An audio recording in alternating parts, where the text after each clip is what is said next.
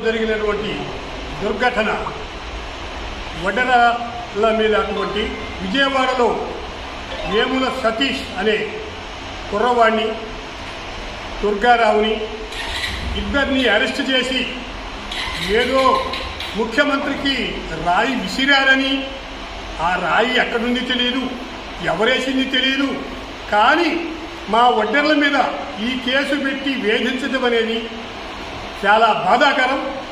ఇలాంటి దుశ్చర్యలకు పాల్పడటం అంతటి ముఖ్యమంత్రి గారికి ఇది తగదు.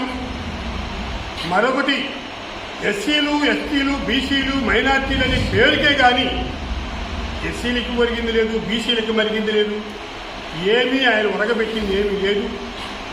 ఉన్న పదవులన్నీ ఏదేదో చేసుకుంటూ ఈ వడ్డెర్ల మీద ఇలాంటి దౌర్జన్యకాండలు చేసి రాష్ట్రంలో వడ్డెర్లని ఎక్కడ పట్టినా అరెస్టులు చేయటము, జైల్లో పెట్టడము, వాళ్ళకి అనుకూలంగా మలచుకోవటానికి చేస్తున్న దుశ్చర్యలే కానీ ఈ అభిమానంతో చేసినటువంటి కాదు.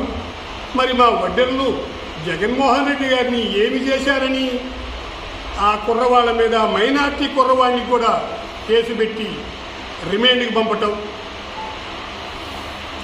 దుర్గారావుని బయటికి పంపించి సంతకాలు పెట్టుకొని బయటికి పంపించారని వాళ్ళ భార్య పిల్లలు బోర్న ప్రతిరోజు విలపిస్తుంటుంటే చూసిన ప్రతి వాళ్ళకు కూడా చాలా బాధాకరంగా ఉంది.